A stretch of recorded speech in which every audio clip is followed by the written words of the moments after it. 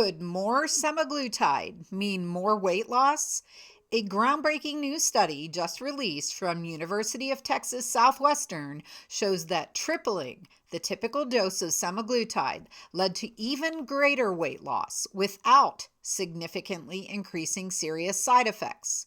And with pharmaceutical giant Novo Nordisk exploring even more uses for semaglutide, from knee pain to even Alzheimer's disease, this tiny molecule might be a game changer far beyond weight loss. Hey everyone, welcome back to the channel. The study, led by Dr. Ildiko Lingvay at UT Southwestern, was just published in the Lancet Diabetes and Endocrinology.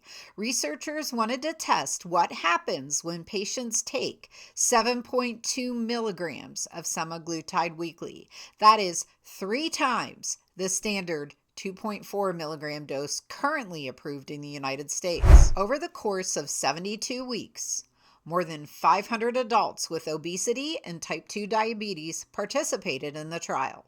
The results?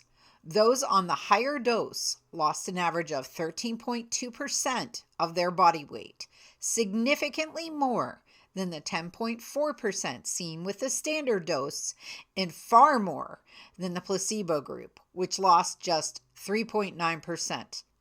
Even more impressive, nearly a third of participants without diabetes lost 25% or more of their body weight on the high dose, double the rate seen with a lower dose.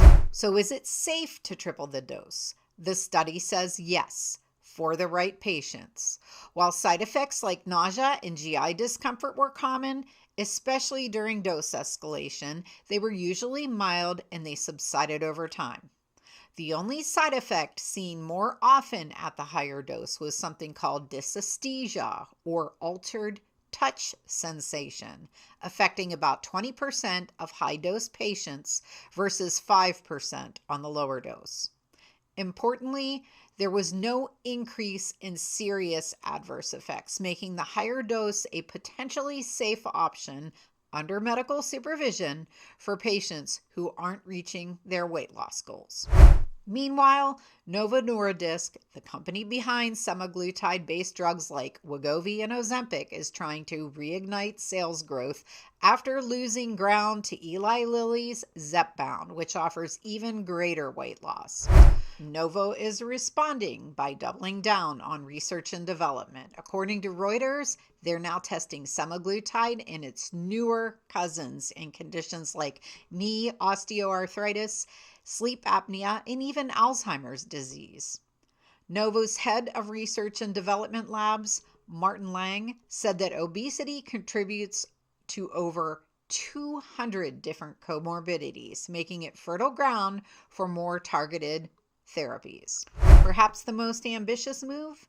Testing semaglutide in Alzheimer's disease. Results from that trial are expected by the end of the year, and if successful, it could open an entirely new chapter in how we treat neurodegenerative conditions. Analysts are cautious, with some putting the chance of success at just maybe 10%. But if the drug shows even a modest delay in cognitive decline, it could be worth billions. And more importantly, it could change lives. So what does all this mean if you're someone using or considering using GLP-1 drugs like semaglutide? First, always talk to your doctor before considering dose changes. Second, don't assume higher is always better.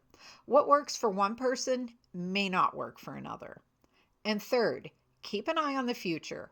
These drugs are evolving fast, not just for weight loss, but potentially for a wide range of conditions. Semaglutide is no longer just a diabetes drug. It might be a whole new class of medicine. If you found this update helpful, hit like, subscribe, and drop a comment.